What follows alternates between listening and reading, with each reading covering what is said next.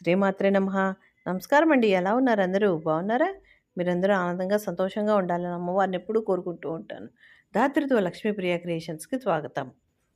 పరమ పవిత్రమైన మాఘమాసంలో నిరాటంకంగా కొనసాగుతున్న మాఘపురాణంలో 20వ అధ్యాయంలో కృష్ణమద మహర్షి, జఘ్ను మహర్షుల సంవాదంలో క్షీరసాగర మదనం వృత్తాంతాన్ని తెలుసుకుందాం. కృష్ణమద మహర్షి జఘ్ను మహర్షితో, జఘ్ను మాఘమాసంలో ఏకాదశి నాడు ఉపవాసం చేసి ద్వాదశి రోజు బ్రాహ్మణులకు అన్నం సంతర్పణ చేసి బంధుమిత్రులతో కలిసి భోజనం చేసే వారికి గొప్ప పుణ్యఫలం లభిస్తుంది అని చెప్పగా అది విన్న జహ్నువు, మునీశ్వర, మాఘమాసంలో ఎన్నో పుణ్యతిథులు ఉండగా ఏకాదశి మాత్రమే ఎందుకు గొప్పదైంది?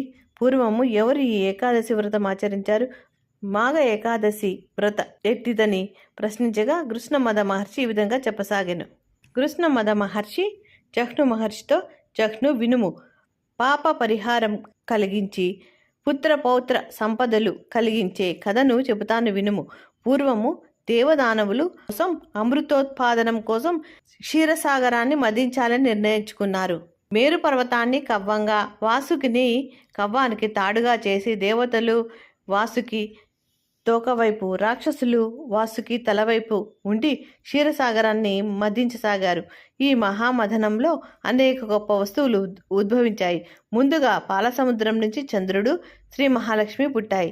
శ్రీ మహాలక్ష్మిని శ్రీహరి పరిణయమాడి ఇల్లాలుగా స్వీకరించాడు. అటు తర్వాత ఉచ్చైస్రవము, ఐరావతము, కల్పవృక్షము, అప్సరసలు, కామధేనువు వంటి అద్భుతాలు పుడతాయి. శ్రీహరి వాటిని స్వర్గాధిపతి ఇంద్రునికి ఇచ్చివేస్తాడు. అమృతం కోసం దేవదానవులు మదిస్తున్న క్షీరసాగర మదనం నుంచి అగ్నిహోత్రంతో సమానమైన తేజస్సుతో హాలాహలం పుట్టింది. ఆ విషజ్వాలలు భూలోకం నుంచి ఊర్ధ్వలోకం వరకు అన్ని లోకాలకు వ్యాపించింది, దహించసాగాయి. ఈ సమయంలో లోకరక్షకుడైన పరమశివుని దేవతలు ప్రార్థించగా అప్పుడు సర్వమంగళాదేవి అనుమతితో శివుడు హాలాహలాన్ని స్వీకరిస్తాడు. అయితే ఆ గరళం కడుపులోకి వెళ్తే కడుపులో ఉన్న 14 భువనాలు నాశనం అవుతాయని కరుణామయుడైన శివుడు ఆ గరళాన్ని తన కంఠంలోనే నిలిపి గరళకంఠుడయ్యాడు. జగన్మోహిని తన మాయజాలంతో ఆ అమృతాన్ని 2 భాగాలుగా చేసి ఒక కలశంలో అమృతం, రెండో కలశంలో కళ్ళును ఉంచింది. తన అందంతో, మధురమైన మాటలతో మైమర్పిస్తూ మాయ చేసి దేవతలకు అమృతాన్ని, రాక్షసులకు కళ్ళును పంచిపెట్టింది. రాక్షసులు కళ్ళుని అమృతంగా భావించి స్వీకరించారు.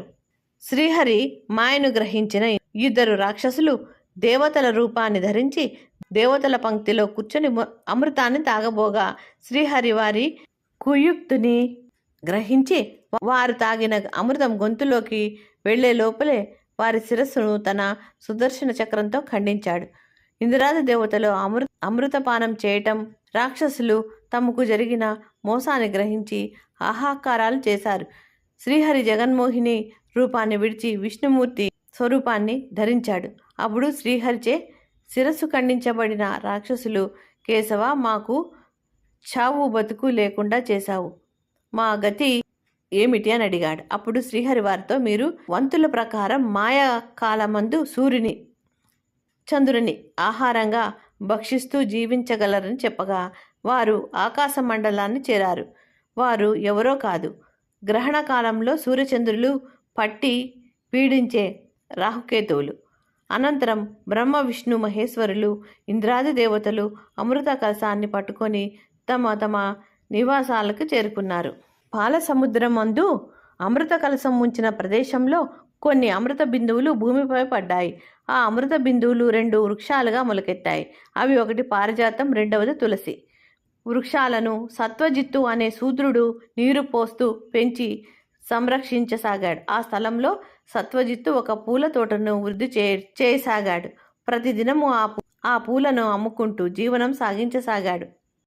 ఇది ఇలా ఉండగా ఒకనాడు దేవేంద్రుడు రాక్షస సంహారం కోసం ఐరావతంపై వెళ్తూ మార్గమధ్యంలో పారిజాత వృక్షాన్ని చూసి ఆ పూల సుగంధానికి మైమర్చి వాటిని కోసి స్వర్గంలోని తన భార్య సచీదేవికి అప్సరసలకు ఇచ్చాడు.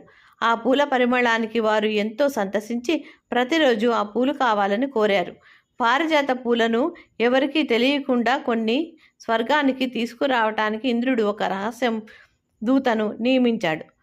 ఇంద్రుని ఆజ్ఞ మేరకు ఆ దూత ప్రతిరోజు రాత్రివేళ రహస్యంగా పారిజాత పూలు కోసి ఇంద్రునికి ఇస్తూ ఉండేవాడు. ప్రతిరోజు పారిజాత పూలు మాయం కావటం చూసి సత్వజిత్తుకు అనుమానం వచ్చింది.